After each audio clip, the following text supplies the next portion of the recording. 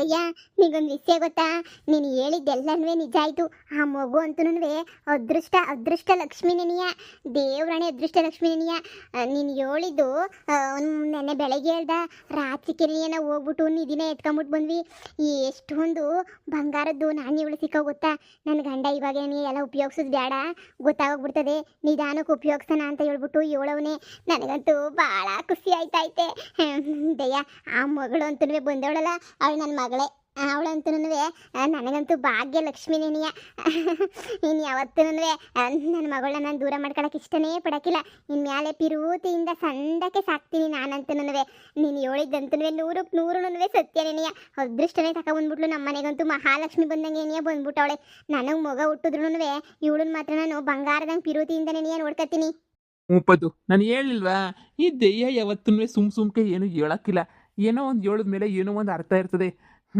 ನಾಳಿಕೆ ಎಲ್ಲನೂ ನೀನೇ ಸರ್ ಮಾಡೋಳು. ನಾಳಿಕೆ ಇನ್ನೂ ನೀನು ಮಗಳು ದೊಡ್ಡೋಳಾದ್ಮೇಲೆ ಇನ್ನೂ ಎಂತೆಂಥ ಕಷ್ಟನೋ ನೋಡ್ಬೇಕಾಯ್ತದೆ. ಆದ್ರೂ ನೀನು ಕೊನೆಗಾಲದಾಗ ಸುಖವಾಗಿ ನೀ ಐತೀಯ. ಅದಕ್ಕೆ ಅಲ್ವಾ ನಿನಗೆ ಮಗನ ಇಟ್ಕ ಅಂತ ಹೇಳಿದ್ದು. ನೀನು ಕಷ್ಟ ಬರಂಗಿದ್ರೆ ನಾನು ಯಾಕೆ ಹೇಳ್ತಿದ್ದೆ ಇಟ್ಕ ಅಂತ ಹೇಳ್ಬಿಟ್ಟು. ಒಳ್ಳೆ ಇದ್ರಾಗ ಹುಟ್ಟೈತೆ ಮಗ. ದಯ್ಯ, ಮಗ ಯಾರ್ದು ಅಂತ ಹೇಳ್ಬಿಟ್ಟು ನೀನು ಹೇಳ್ತೀನಿ ಅಂತ ಹೇಳ್ತಾನೆ ಇದೆಯಾ? ಈಗ ಹೇಳು, ಮಗ ಯಾರ್ದು ಅಂತ ಹೇಳ್ಬಿಟ್ಟು ಈಗ ಹೇಳು ಅಷ್ಟೇ ನೆನೆಯ. ಮಗ ಯಾರ್ದಂತ ಹೇಳಿದ್ರೆ ನೆನೆಯ ಸರಿ. ಸಂಜೆ ಅಷ್ಟೊತ್ತು ಗೊತ್ತಾಯ್ತದೆ ಅಂತ ಹೇಳ್ದೆ, ಸಂಜೆನೂ ಆಯಿತು ಎಲ್ಲನೂ ಆಯಿತು. ಆದ್ರೂ ಗೊತ್ತಾಯ್ತಿಲ್ಲ.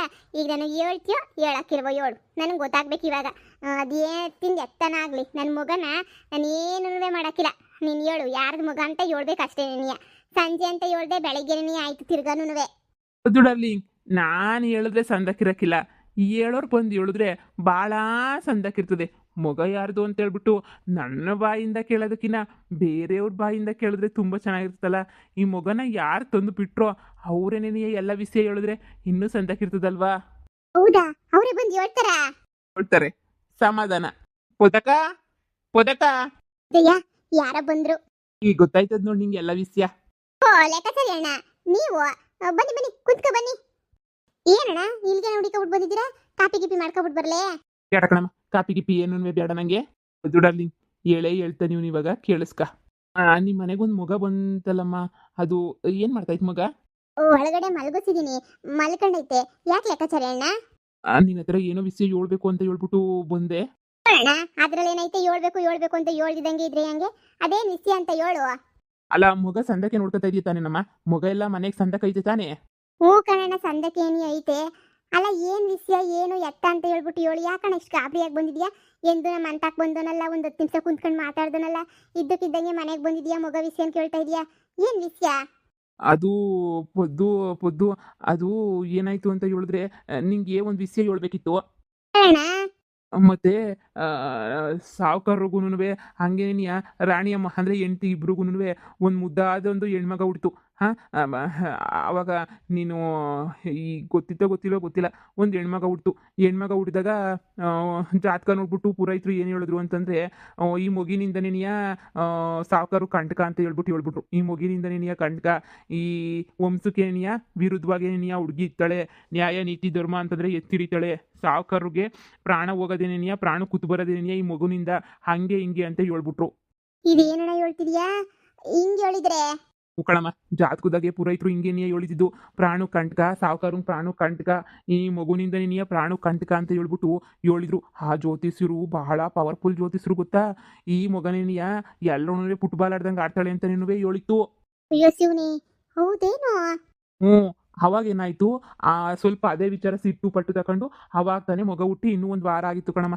ಈ 1.5 ವರ್ಷ ಮಾತು ಅನ್ನಿಸ್ತದೆ, ಆಗ್ತಾನೆ ಮಗ ಹುಟ್ಟಿತ್ತು. ಅವಾಗ ಏನಾಯ್ತು ಅಂತ ಹೇಳಿದ್ರೆ, ಸಾವುಕಾರು ಹೆಂಡ್ತಿಗೆ ಏನನ್ನ ಹೇಳಿದ್ರೆ ಇದು ಮಾಡ್ಬಿಡ್ತಾಳೆ ಅಂತ ಹೇಳ್ಬಿಟ್ಟು ಸುಮ್ಮನೆ ಇದ್ರು. ಹೆಂಡ್ತಿಗೆ ಏನು ಹೇಳ್ಬಾರ್ದು ಅಂತ ಹೇಳ್ಬಿಟ್ಟು ಸುಮ್ಕಿದ್ರು. ಆಮೇಕಿಂದ ಇವ್ರಿಗೆಲ್ಲ ಗೊತ್ತಾಯ್ತು, ಈ ಮಗ ಇದ್ರೆ ನನ್ಗೆ ಉಳ್ಗಾಲ ಇಲ್ಲ, ಹಂಗೆ ಹಿಂಗೆ ಅಂತ ಹೇಳ್ಬಿಟ್ಟು ಅದೇ ಸಮಯದಾಗ ಏನೇ ಹೆಂಡ್ತಿ ಮೇಲೆ ಜೋರ್ ಜಗಳ ಆಡ್ಬಿಟ್ರು. ಜೋರಾಗಿ ಜಗಳ ಆಡಿದಾಗ ಏನಾಯ್ತು, ಅವ್ಳು ಮುನಿಸ್ಕೊಂಡು ಅದೇ ಸಾವುಕಾರ ಹೆಣ್ರು ಮುನಿಸ್ಕೊಂಡು ಮನ್ಗೋಯ್ತೀನಿ ಅಂತ ಮಗ ಎತ್ಕೊಂಡು ಹೋಗಕ್ಕೆ ಹೋದ್ಲು. ಅದಕ್ಕೆ ಸಾವುಕಾರು, ಗಂಡು ಮಗನ ನೀನು ಸಾಕ, ಹೆಣ್ಣು ಮಗನ ನಾನು ಸಾಕತ್ತೀನಿ, ನನಗೆ ಕೊಟ್ಬಿಟ್ಟು ಹೋಗ್ಬೇಕು, ಇಲ್ಲಾಂದ್ರೆ ನಂಗೆ ಸುಮ್ಮನೆ ಬಿಡೋಕ್ಕಿಲ್ಲ, ಹಂಗೆ ಹಿಂಗೆ ಅಂತ ಹೇಳ್ಬಿಟ್ಟು ಶಾನೆ ಎದುರಿಸ್ಬಿಟ್ರು. ಆಮೇಲೆ ಆಮೇಲೆ ಎಳೆ ಬೊಂಪುನ ಬಿಟ್ಬಿಟ್ಟು ಹೋಗೋಕ್ಕೆ ಮನಸ್ಸಿಲ್ಲ.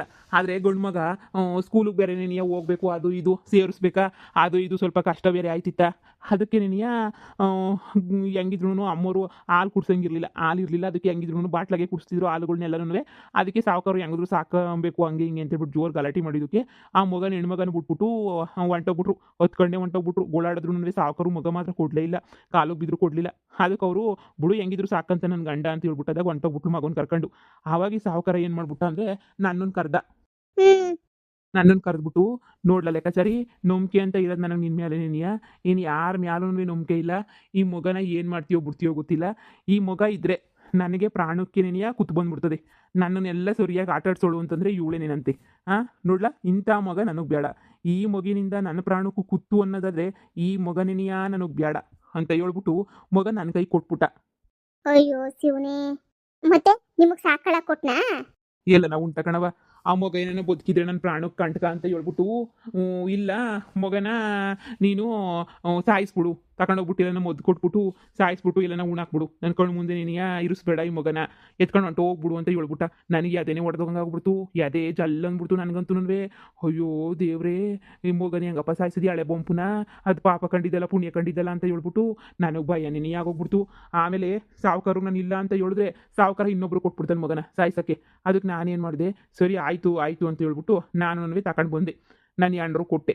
ನಾನು ಯಾಂಡ್ರಿಗೆ ಹಿಂಗೆಲ್ಲ ಹೇಳಿ ಯಾರಿಗೂ ಗೊತ್ತಾಗ್ದಿದ್ದಂಗೆ ಬೆಳೆಸು ಅಂತ ಹೇಳಿ ಮನೆಗೆ ನೀನಿಯ ಹುಷಾರಾಗಿ ಯಾವುದೋ ದೂರು ಸಂಬಂಧಿಕರು ಮಗು ಅನ್ನಂಗೆ ಹಂಗೇನಿಯ ಬೆಳೆಸ್ಕೊಂಡು ನಮ್ಮ ಮನೆಗೆ ಏನಿಯ ಒಂದು ವರ್ಷದ ಗಂಟೆ ನಮ್ಮ ಮನೆಗೆ ಏನಿಯ ಬೆಳೆಸಿದ್ವಿ ಮಗನ. ಅಯ್ಯೋ ಶಿವನಿ, ಸದ್ಯ ಕಣ್ಣ ನೀನಂತೂ ಮಗನ್ ಸಾಯಿಸ್ಲಿಲ್ವಲ್ಲ ಬಿಡೋಣ, ಅದೇ ಪುಣ್ಯ. ಹ್ಞೂ, ಮಗನೇನೋ ಸಾಯಿಸ್ಲಿಲ್ಲ, ನಾನೇ ಸಾಕೊಂಡೆ. ಆದರೆ ನನ್ನ ಹೆಂಡ್ರು ಮಗ ಬಂದೊಂದು ವರ್ಷ ಆದಮೇಲೆ ಪಾಪ ವಯಸ್ಸಾಗಿತ್ತು ನನ್ನ ಹೆಂಡ್ರಿಗೂ. ನನ್ನ ಹೆಂಡ್ರು ಸತ್ತೋಗ್ಬಿಟ್ಲು. ಅಯ್ಯೋ ಹ್ಞೂನಮ್ಮ, ನನ್ನ ಹೆಂಡ್ರು ಸತ್ತೋಗ್ಬಿಟ್ಲು. ನಾನು ಒಂದು 4 ತಿಂಗಳಿಂದ ಮಗನ ನೋಡ್ಕೊಂತಿದ್ದೆ. ನೋಡ್ಕೊಂಡು ನಾನು ಈ ಕಡೆ ಸಾವುಕಾರ ಮನೆ ಕೆಲಸಕ್ಕೂ ಹೋಗ್ಬೇಕು.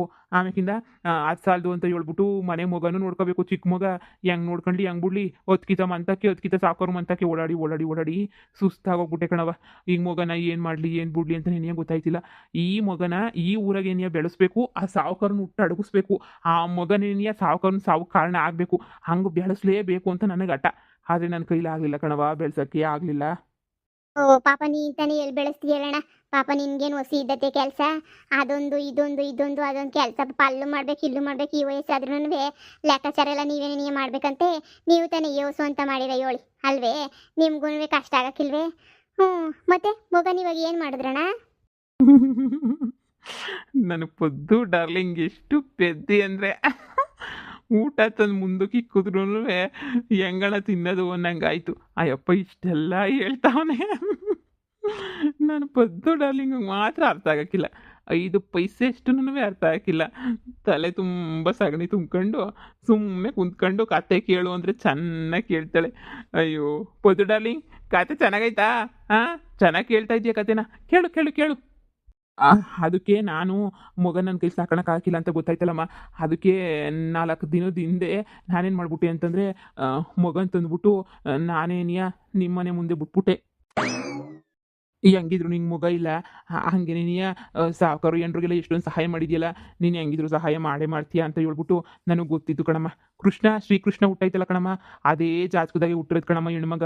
ಬಹಳ ಒಳ್ಳೆ ಅದೃಷ್ಟ ತಗೋಬೋದಂತ ಹೆಣ್ಮಗ ಹಂಗೆಲ್ಲ ಹೇಳ್ತಾ ಇದ್ರು. ಅದಕ್ಕೆ ನೀನು ಹೆಂಗಿದ್ರು ಸಂದಾಗ ಸಾಕತ್ತೀಯ ಅಂತ ಹೇಳ್ಬಿಟ್ಟು ನಾನೇ ತಂದ್ಬಿಟ್ಟು ನಿಮ್ಮ ಮನೆ ಮುಂದೆ ಬಿಟ್ಬಿಟ್ಟು ಹೊಂಟೋಗಿದ್ದು ಕಣಮ್ಮ.